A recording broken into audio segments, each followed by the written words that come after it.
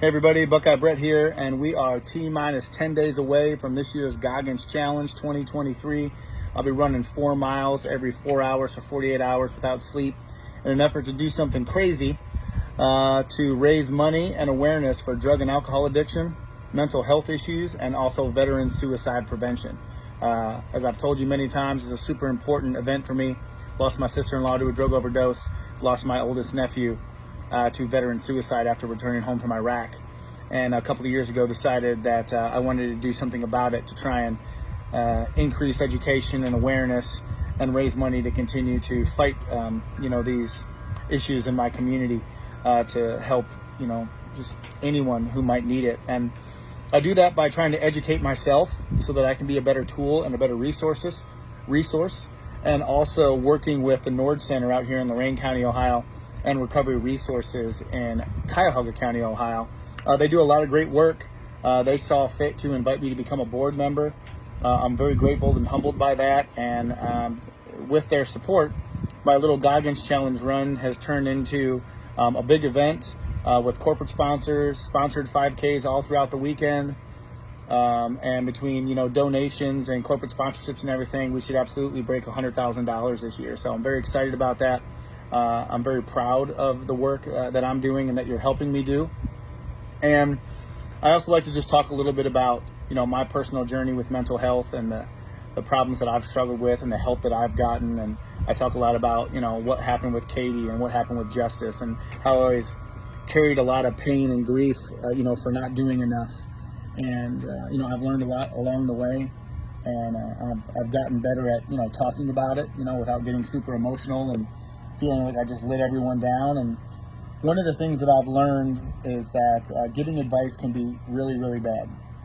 And that, no matter how well you're doing in life, what that person who's struggling with drug and alcohol addiction or mental health or suicidal tendencies, really, to be honest, the last thing that they need is advice and or solutions. What they need is somebody to listen. What they need is someone to help them kind of come to the conclusion, get them to the right resources and the people who do know how to appropriately help them come to the right answer themselves. And I'll point to just one, piece of advice that people tend to give a lot, which is, you got somebody who's struggling, you got somebody who's dealing with some things. I don't care if it's a small child or a grown adult, and they're feeling down or they're hard on themselves, and you tell them, hey, you're perfect the way you are. Don't worry about it. Well, if you think about that and if you break that down, you're taking a person who doesn't really like themselves right then, who's not thinking good things about themselves, whose self-image, whose self-worth is low, and you tell them you're perfect the way you are. Like, how does that even translate? It's like, you might as well have told them this is the best you're ever going to get. So just deal with it. And yes, I know it comes from a good place, but it's the wrong thing to say. And I think that we have to get better as a community at, knowing what the right thing to do is. And that's why just the education and the awareness is so important, because while I was struggling with my sister-in-law and her drug addiction, I didn't even know that the organizations that I now work with even existed. I didn't know how to get to them. I didn't know what the right thing to do was. I just kept doing what I thought would work. And, ultimately it failed. And I had always wondered, had I gotten her to the right people, might the outcome have been different. And I don't want anybody else to have to live that life or to carry that regret, because it's terrible. And so one of the other things that came up as I was doing my run, and I thought, let me yell at my dog here. Shut up! All right, there we go. Sorry about that. He's a puppy. He's cute, but he barks a lot. One of the things that came up while I was on my run that I heard was, and you hear about this all the time, like people have seasons of their life, right? Seasons of change. But I've never quite heard it this way, and I thought it was really great. It says, people change for 4 reasons.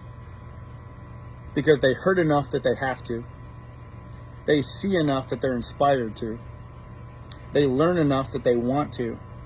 And they receive enough that they're able to. And I don't know, it really resonated with me. The hurt enough that they have to. They say, people got to hit rock bottom before they'll want to get better.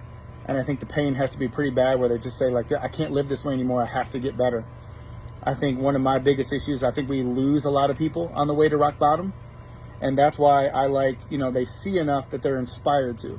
And I'm trying to be as open and honest and vulnerable and emotional about what I'm dealing with personally and what I went through with my family. And I encourage people to share with me, and you have, and I really appreciate people, being honest with me and sharing their stories, because having these conversations, and the more we talk about it, and the more that we realize like it's okay to ask for help, I think we can generate enough good content to inspire people to try and get better. Same thing with Learn Enough. We have to educate people about the resources, that things like the Nord Center exist, recovery resources exist, that 988 is a hotline you can call right now if you're having a problem, and a person will pick up, right? It's not automated. It's not like, hey, let me put you on hold for 27 minutes while you wait for some person in another country to, get on the phone and ask you if you restarted your computer. None of that shit, right? Like, when you're in crisis, if you're brave enough to reach out and ask for help, you need that help right now. And I've even told people, I will be that person. Message me on Facebook, Instagram, and as soon as I'll see that message, like, I'll do whatever I can. I'll get you to the right people, dial 988, do whatever, and then receive enough that they're able to. I don't really have a personal opinion on that one. I think that, that means that they're receiving enough support, they're receiving enough resources, they're receiving enough help, that there's enough things around them and open doors that they realize eventually they just have to walk through one. So with that being said, we're doing a lot of good this year. We're going to have a lot of success this year. We're going to raise over $100,000 this year. I'm really grateful for all the support, the donations. My personal GoFundMe account is about $17,000 now. That's being matched. That puts us over 30 grand. When you add in the corporate sponsorships and the 5K runs, I think we're really close to our goal. My personal goal this year is to get to 50,000. So if you could help me with that, that'd be fantastic. Click the link in the comments. And again, if you know someone who needs help, or if you're someone who sees this and you need help, please message and let me help you get to the right people. Let me be that right person, or whatever it is that I can do. But you've already survived 100% of your bad days, and never underestimate the huge gaping hole that you would leave if you left us. So I encourage you to stay positive. I encourage you to stay alive, and I encourage you to make good choices. I love you all. Thanks for the support. Have a great day.